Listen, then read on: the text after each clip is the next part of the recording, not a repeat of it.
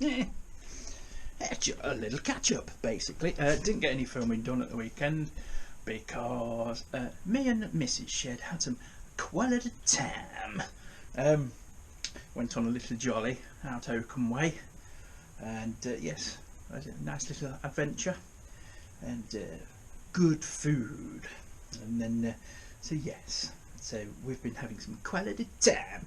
So I haven't actually. I'm going to turn you around in a minute. I haven't actually progressed much further with the carpet tinkles, and the sharp-eyed amongst you have seen a battery. Yes, new tyres and stuff are on Rosie, so I put the wheels back on, and then went to starter, and the battery's flat because obviously it's not been used for weeks and weeks, and no idea how old this battery is actually. Let me scan you across the top of it, and maybe some of you eagle-eyed to be able to tell me. There is some. Let's just clean that up a bit. Organised as usual. Oh, that might be it actually. There we go. We've got those, and then we've got these across here. But usually when I replace a battery and stuff like that, I mean, I got this habit off my mate Mark. If I do oil filters, batteries, anything like that, fuel filters, I'll write the date they were changed and the mileage if applicable, or if it's something like plant machinery, put the hours on it. So that's where we're at the minute. I've stripped a little bit more of Pinky down, and I think the route we're going to go is, I think the engine bolts that hold the engine in are really going to fight me, so I'm not sure how far I want to go with that. But we've had another really good look at the frame and stuff, and I think the majority of stuff that we want to do, I mean, I shall still strip it down as far as I can get it, so the swing arm will come out, the forks will come out, and what have you, yokes will come out, but probably going to leave the engine in. And then I think most of the problem we've got on the frame, I can wire wheel it, and that'll bring it back to metal. I think the vast majority, if not all of it, is just surface rust.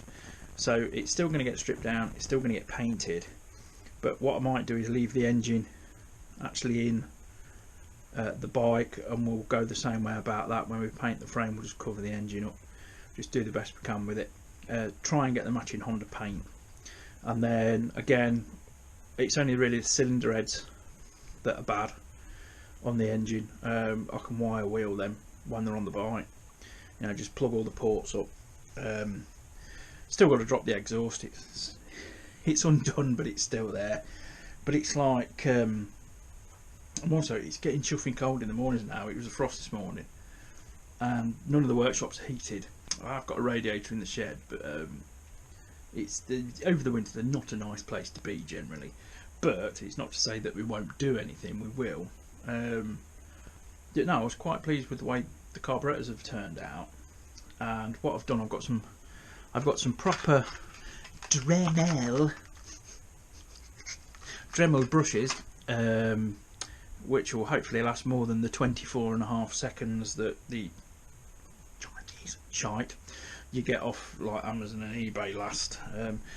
Oh, another little job we did at the weekend. Felix the 500. They're known to do it, and Alfa Romeos and Chrysler and stuff like that are all known to do it, but they break the door hinges, and they all do it at some point. It's a matter of when. And let me just put the hinge down. I'm trying to get it out of the bag one-handed. And you can see it broke in exactly the same place as last hinge. We did the driver's door a couple of years ago, and you can still open the door, it's just that it doesn't have a pivot point at the front of the handle, and it's the pivot point that breaks. And hopefully you'll be able to see this, but right, that's how it sits when it's in the closed position. That part gets bolted to the door, and this part is screwed to the door handle, so it usually goes like that basically.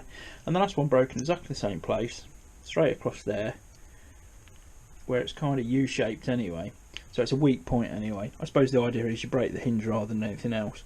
What happens is the pin seizes, or this part of the hinge actually starts to seize on the pin, so it's putting lots more stress on this section than it does, and the other one broke there as well. It's a pretty simple fix. That's even a genuine part is only something like, it's under a tenner for that hinge, from Alfa Romeo, from Fiat, whatever. It's a common part. Fiat want about 250 quid to replace that, and to be honest, you can do it in an hour, taking your time. All you got to do, you'll see at the back of the handle on the inside of the door, there's one Torx bit. You undo the Torx bit, and that undoes the back of the handle. You've got to take the door card out, which is 3 5mm Allens. There's 2 behind a little panel. I should have filmed it really, but it's just what I wanted to get it fixed. There's two Allens behind a little panel on the door pull, and then there's another one behind the chrome door release. There's you just carefully take the shroud off, and there's another one in there. So there's only 3 screws, and then you just go around the edge of the door card really carefully with your trim removal tools. Yes, so everything's still been left out. Pull the door card off, and then you just have to cut into this like polystyrene sound insulation sheet there. Just cut into that, because you need to get to the 10mm bolt, which holds the other end of the hinge in. Undo that. You can wiggle the back end of the door handle out to give you enough room to get a screwdriver in to do that, and it's, you know, it's just a case of putting it back together then. What we should have done is replace the passenger side as the same side as the driver's side, but obviously the passenger side doesn't get used as much. So it was going to go at some point, but what I did when I put the new one in is I greased the pin. Just put a bit of WD on it, just to make sure, well, it's going to do it again, but it might not do it for a couple of years, 3 years, whatever. So we'll just see. So that's the only other thing really that we did at the weekend. So that's just a little catch up. Everything's, you know, plugging on and what have you, but we'll see if this battery takes a charge. If not, we've got to delve in the pocket for a battery, I suppose.